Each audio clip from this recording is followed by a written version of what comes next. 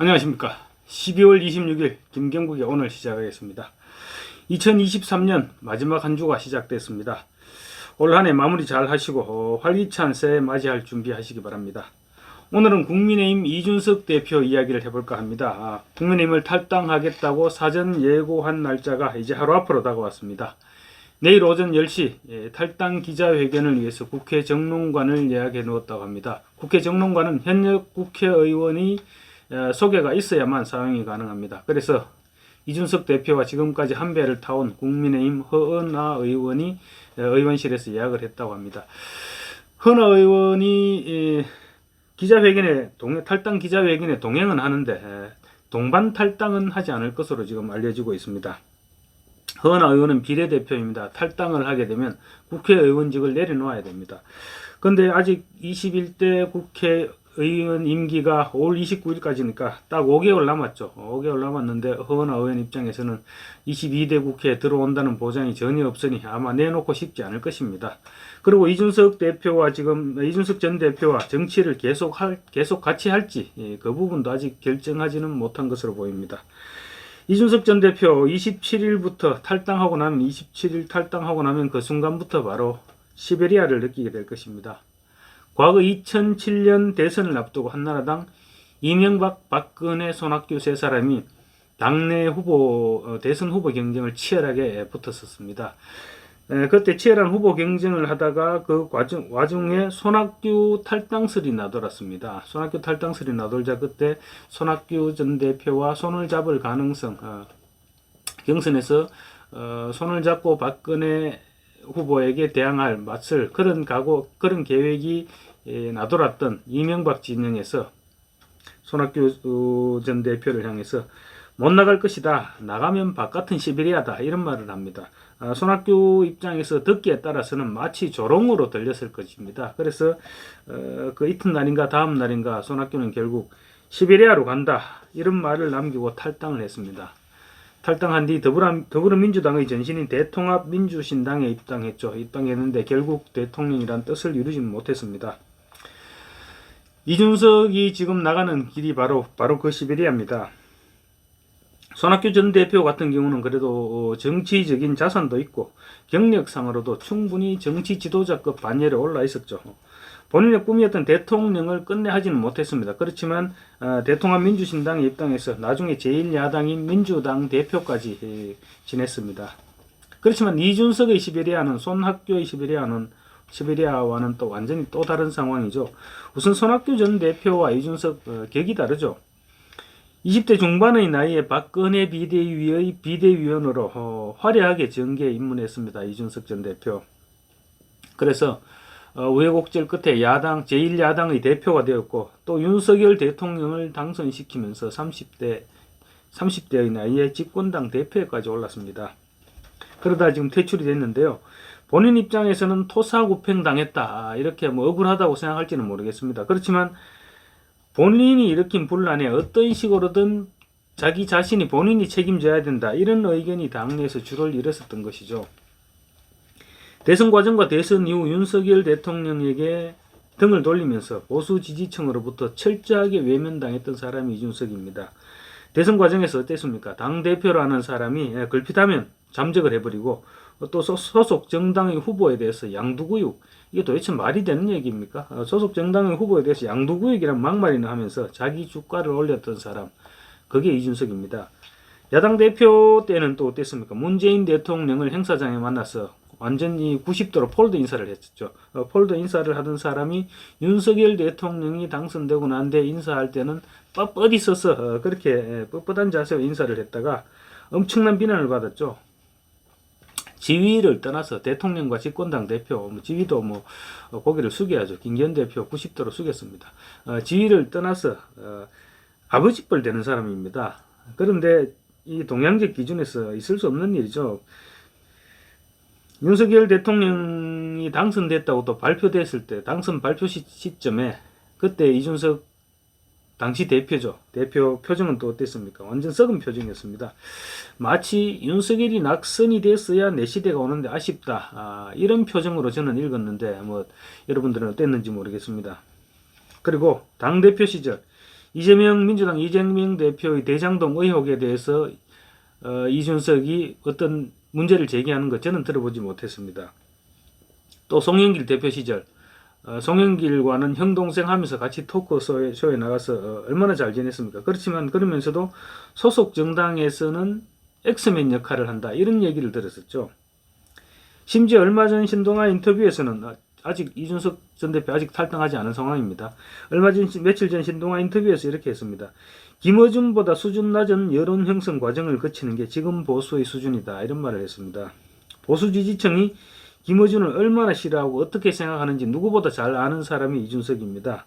그런데 그런 말을 했다는 것은 마치 얼마 전에 안철수 XX라고 말했듯이 이게 복수심에서 나온 말로밖에 더 이상 설명이 안 되는 발언이죠. 전직 당대표의 입에서 나왔다고 믿기 힘든 그런 수준의 발언이었습니다. 신동아 인터뷰에서는 또 이런 말도 했습니다. 사람을 구속시키느냐 마느냐라는 식의 검찰 논리 속에서 국가를 운용하면 더는 보수 집단이 아니다. 한마디로 윤석열 정부를 검찰공화국이라고 비난하면서 야당의 논리를 그대로 받아들인 것이죠. 떠나는 마당에 마시던 우물에 가래침을 뱉는 것과 무엇이 다른 내용입니까? 돌이켜보면 정말로 보수 정당에 남아 있어야 할 이유가 없는 사람이다. 그렇게 정리할 수 있을 것 같습니다. 전효옥 전 의원, 이준석 전 대표 이렇게 표현했습니다. 몸만 국민의힘이지 영혼은 좌파로 가출한, 또 오만으로 똘똘 뭉쳐 아버지뻘 되는 이에게 상스런 욕설을 해대는, 문재인과 송영길한테 90도 인사하고 윤 대통령 뒤통수 칠 X별의 순간만 노리는, 노원에 뼈를 묻겠다더니 갑자기 아버지 고향이 대구라고 왔다 갔다 한 그런 사람이다 이렇게 표현했습니다. 정확한 표현인 것 같습니다. 이제 이준석이 국민의힘을 탈당해서 맞이할 시베리아는 진짜 시베리아가 될 것입니다. 이준석 전 대표는 탈당해서 신당을 창당하겠다고 큰소리치고 전국을 돌아다니면서 한동안 여론의 주목을 꽤 받았죠. 그런데 그것은 거기까지였습니다. 딱 거기까지였고 한동훈 국민의힘 비대위 대표가 등장하면서 바로 이준석은 여론의 관심에서 사라지기 시작했죠.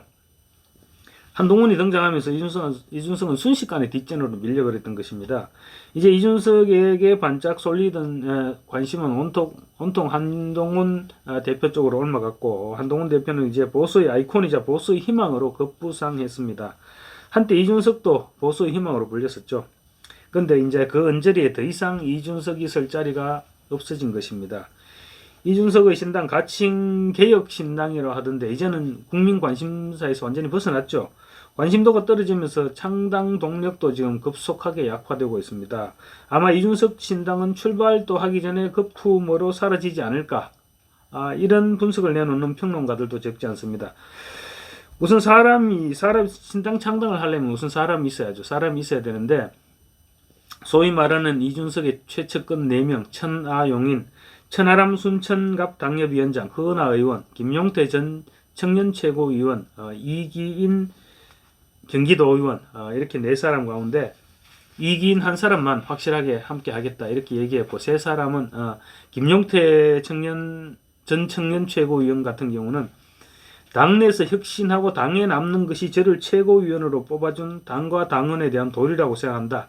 당의 다양성을 저 스스로 한번 증명해 보이겠다라면서 이준석 신당에 합류하지 않겠다고 선언했습니다. 천하람과 허은하도 지금 아직 공식 입장을 밝히지 않고 있습니다. 그래서 이준석 신당에 합류할지는 아직 불투명한 상황입니다. 그리고 신당 동력이 약화되면서 초기에 함께 하겠다고 했던 사람들도 갈수록 떨어져 나갈 수밖에 없겠죠. 다음으로 또 돈이 있어야 됩니다. 근데 이준석 전 대표 지금 이렇게 비전이 안 보이는 상황에서 누가 돈을 들고 이준석의 신당에 참여할 수 있을까요? 이준석이 차기 대선 주자급에라도 올라 있으면 충분히 그럴 사람도 있을 것입니다. 하지만 지금 이준석 상황은 근처에도 못 가고 있죠. 그렇다고 안철수 의원이 국민의당을 만들 때처럼 이준석 본인이 돈이 있는 것도 아닙니다. 설령 이준석 본인이 돈이 있다고 해도 코인을 해서 돈을 좀 만졌다고 하니까 돈이 있다고 하더라도 신당 창당에 투자하기에는 터무니없이 부족할 것이고, 또 돈이 조금 여유가 있다고 해도 신당이 지금 전망이 이렇게 불투명한 상황에서 자기 돈을 투자해서 신당 창당을 하겠습니까? 절대 못할 것입니다.